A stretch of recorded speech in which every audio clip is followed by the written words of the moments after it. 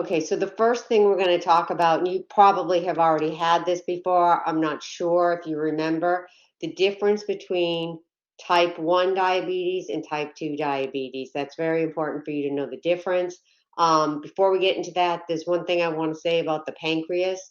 The pancreas has two different functions. It has an exocrine function, which you're going to learn about a little bit later in the semester, that's responsible for helping us digest food because it secretes enzymes, but it also has the endocrine function.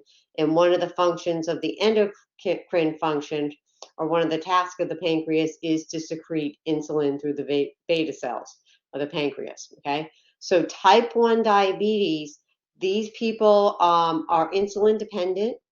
That usually occurs early in life. So young people get this. We used to call it juvenile diabetes, and it's an autoimmune process. And they're always going to need insulin. And they're going to be prone to ketosis, and that may not mean anything to you right now. But when I start talking about the complications, it may make more sense then. Um, when I was a nurse's aide, this is way back in the 1980s, I used to have to check the patient's urine for sugar and acetone, and the acetone was the ketosis that we were looking for. Now, diabetes 1, nobody has a choice with that. It's not preventable. They just get it. It's autoimmune. And it always is going to require the exogenous insulin. So they'll always be insulin dependent. Now, to contrast that with type 2 diabetes, this is caused by insulin resistance. So it's people that have like metabolic disease. For example, their BMI is over 30, but they're also over 30, so a little bit later in life. I think that's young, but for some of you, that might seem a little bit old right now. People that are obese, anybody who has had gestational diabetes in the past, anybody with diabetes that runs in their family. They're going to be prone to hyperglycemic, hyperosmolar state, and that's kind of a complication of diabetes too, and we'll talk about that a little bit later, and that might make sense when I start talking about it. And it's often due then to genetic and lifestyle factors.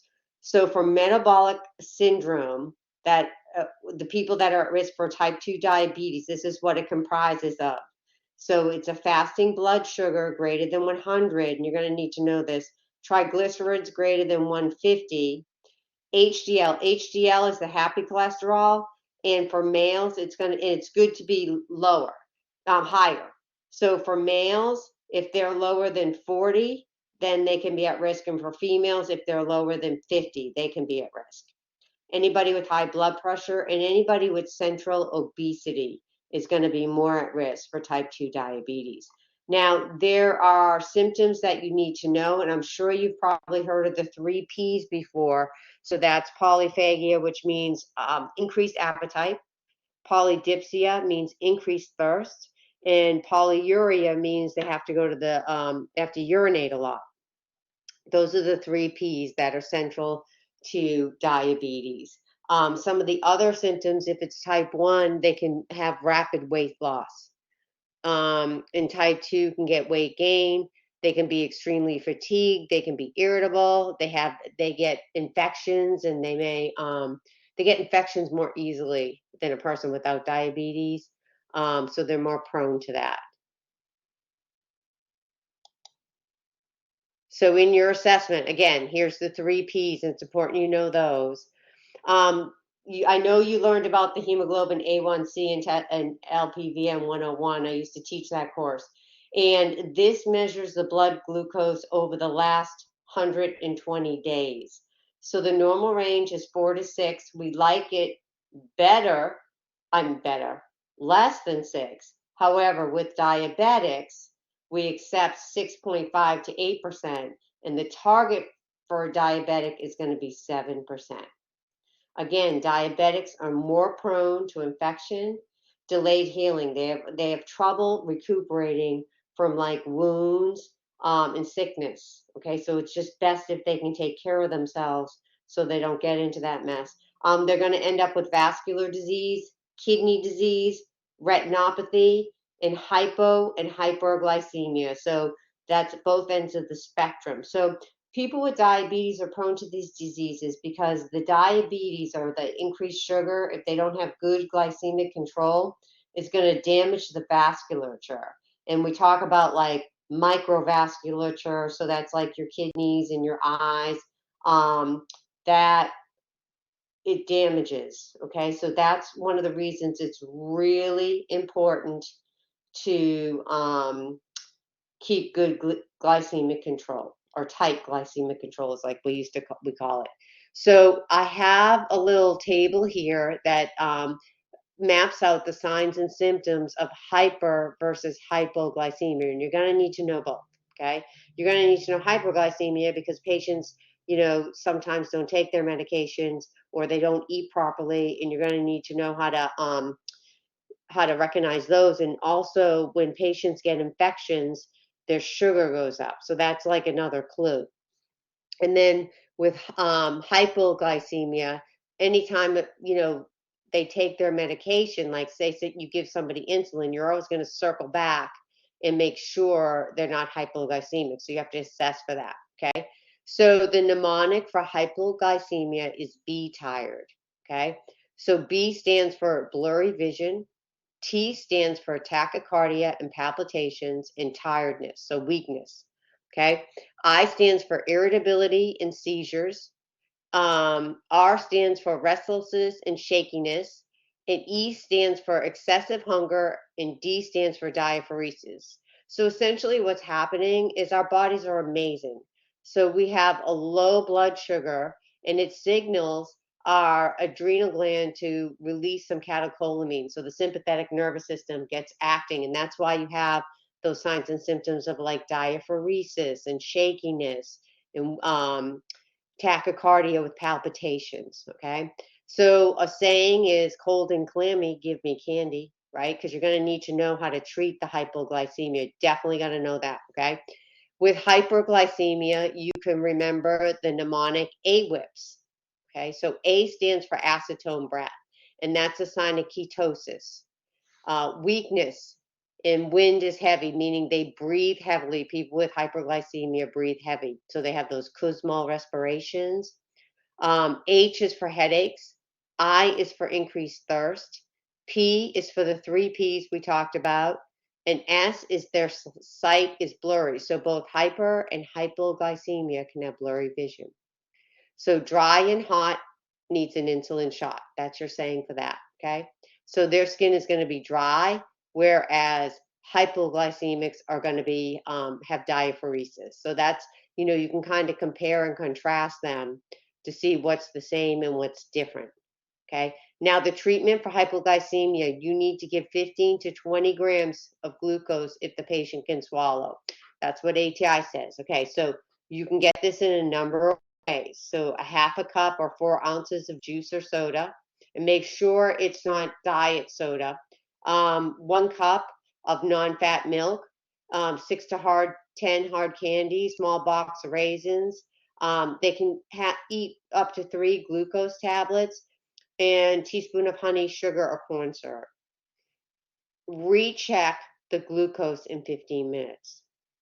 Then, if that's good, you're going to give a longer acting source of protein, like something like cheese and crackers or a meat like a sandwich.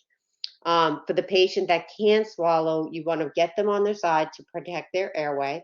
Make sure they don't aspirate. And you can give the 1 milligram of glucagon followed by another dose in 10 minutes if the first dose doesn't work. If you're somewhere where you don't have access to IVs, and you can rub like the honey or something on their gums until you can get something, but that's not going to be on your exam. I'm just giving you some advice or some tips. So they can also get D50 IV. I don't know if you've ever seen that. It comes in like this big syringe, and it's really sticky, like it's hard to push, and you have to have a good vein for that. If they have hyperglycemia, the treatment for that is regular insulin. Like if they want to spot reduce, and what do I mean by that? So if somebody has a really high sugar and they're already like on a schedule, they're going to give regular in between. Like you probably have seen that with sliding scale, right? when you go to clinical at the hospital. So they're usually covered with regular insulin. What we want to teach the patients to take really good care of themselves so that they can prevent NIVES. And NIVES stands for kidney problems, so that's nephropathy. Neuromuscular, that's neuropathy. Remember, they can have, like, they can't feel their feet and their legs because of the neuropathy, so they have to be careful walking and make sure they always have shoes on their feet. Eye is infective. They prone to UTIs, yeast infections, and tuberculosis. Okay. Vascular is for stroke, heart disease, peripheral artery disease. Eyes, they're going to develop cataracts younger and retinopathy. Diabetes can blind people if they don't take care of themselves. And with skin, they can get lipohypertrophy or lipoatrophy. So that's due to not rotating their insulin. Those two conditions can happen. So that's why we have to teach them to rotate their insulin. Again, with the complications, you want to prevent stroke and cardiovascular disease. So their blood pressure control has to be good. They need to take their medicines. They need to stop smoking. Everybody does, right? Encourage them to take their aspirin and their lipid lowering medications. Now, diabetics may not have pain with an MI. They may never, sometimes we call it like a silent MI. They don't even know they have it. When I worked in a pre-op clinic, when we did pre-admission EKGs, sometimes I would see like a Q wave on the EKG, and that's indicative of an MI. And I would like say to the patient, "Hey, when did you have, a heart attack?" And they're like, "I've never had a heart attack." I'm like, "Oh," thinking to myself, this isn't good that I'm the one telling you that you probably have, but it's true. Diabetics can have silent MIs. And they're going to need cholesterol checks and A1C. A1C needs to be done every 3 months to keep them on their toes. Okay. Um, we need to protect the kidneys because diabetes changes the blood vessels in the kidneys, which impacts their blood flow. They need to have an annual BUN, creatinine, urinalysis, and they check for microalbumin in the urine because that's one of the first signs of kidney disease. And we're going to do kidney disease for the third exam, but that's a good thing to know. They shouldn't drink soda. They shouldn't drink alcohol. Take acetaminophen. Limit the use of NSAIDs because that's damaging to the kidneys. They're going to need I&O if they're in the hospital, monitor their BP, and they should drink 2 to 3 liters a day. So they're going to need annual eye exams to check up on the diabetic retinopathy and check for cataracts. They need good dental care because they're going to be more prone to periodontal disease and they may lose their teeth at a younger age. Make sure that they're taught to check the temperature of their bath water because remember, they have neuropathy. So they're not going to feel if the water is burning hot. So you have to kind of tell them that. So with diabetic foot care, now this is something you're going to have to teach them, and they need to see a podiatrist once a year. Okay. You never want to let them soak their feet in hot water because just like I said, they could burn themselves.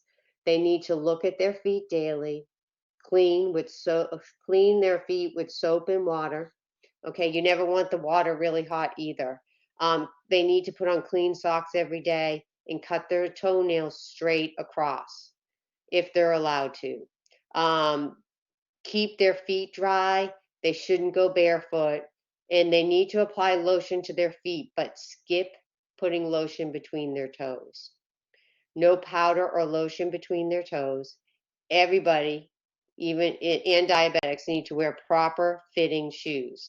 And they need to bring an extra pair of shoes if they're on vacation because if their shoes get wet, they need to have a dry pair to wear. And they need to trim their toenails straight across after they shower to keep keep the nails from growing into their skin. Okay, now with exercise guidelines, the cornerstone of treatment is diet and exercise and maintaining that tight glycemic control I talked about.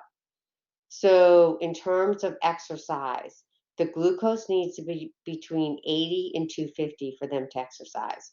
They need to wear the right footwear, and they should not exercise if ketones are present in their urine. Carry medical alert ID. They should wear that if they're going to be out running, especially. Check the blood sugar more frequently in the 24 hours after an intense workout. Okay. With illness, they need to take their insulin even when they're sick or not eating because they're under stress. That's what you need to teach them. And take sips of water to prevent dehydration even when they don't feel well. You need to teach them to monitor the ketones if the blood sugar is high. What happens is the body starts catabolizing fats. In fact, makes ketones because they can't metabolize the sugar. Okay, so that's why ketones are usually present. Any sick diabetic patient is going to have two problems, and that's hyperglycemia and dehydration. When your blood sugar goes high, that's, that can dehydrate you because it makes all the water go into the vascular system, and that's why they get polyuria. All right, and lots of diabetics don't adhere to the health maintenance plan, and that's due to cultural issues. Also, dexterity, like not being able to draw up their insulin. Motivation, that's a factor for anyone trying to take care of themselves, right? And their perception of the illness. Maybe they don't really know what is in store for them if they don't take good care of themselves. So we have to be gentle in how we teach um, patients and be kind, but we do need to, also be firm with them and tell them that they need to take care of themselves. Now with insulin, I know you already had all this when you were in farm. I'm just going to touch on a few things, okay? So rapid acting insulin doesn't lag. So remember which insulin goes in which category. So this is Lispro, Aspart, and Glucine. Short acting is, remember the ARD. So this is your regulars. And regular is the only insulin we give IV, and it can be mixed with NPH. All right, so discard if it's cloudy, and you want to give it clear to cloudy. So I just made a recording of a Picmonic about how to mix insulins because I think that's going to be on your proctor because I remember having a question when I did that practice exam. Intermediate acting, you can remember no person hates ice cream, but I think you already know that's NPH, right? That's intermediate acting. Long acting, life determines glory. So do you remember long, Dietmar, or Glargine, which is your Lantus. And then there's ultra long too, but we don't really give that here. Assess for signs of hypoglycemia after administering insulin. So you always, remember I said earlier, you always want to circle back and see how your patient's tolerating the medication. And then with metformin, this is usually given for type 2 diabetes. Now, people with type 2 diabetes can also get insulin, right? That could be part of their plan. So, metformin decreases the production of glucose by the liver, and it's going to increase their cells to the sensitivity to glucose. So monitor for GI issues. They may have vomiting, anorexia, nausea, and flatulence. Hold 48 hours before and after test with contrast dye to prevent kidney damage and lactic acidosis. ATI loves that.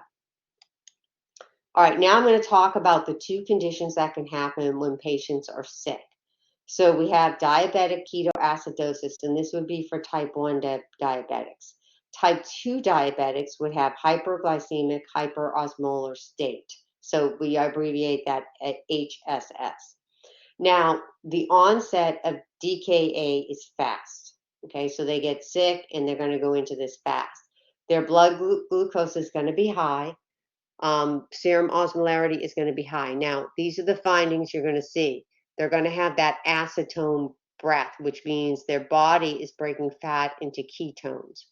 They're going to have Kussmaul's breathing because they're going to be metabolically acidosis and they're trying to blow off all that CO2. They're going to have shock-like vital signs, so they might have tachycardia, hypotension, an increased respiratory rate. They're going to be hungry, thirsty. They're going to be have dry mucous membranes. Remember, they get really dehydrated, and dry flushed skin and a headache. So the treatment is going to be insulin and fluids, and ABGs are going to show metabolic acidosis.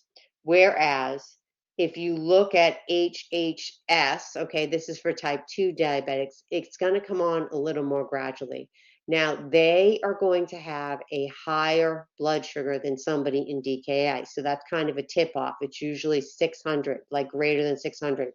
And then the osmolarity of their blood is going to be very high. So that means they're even more dehydrated than somebody with DKA.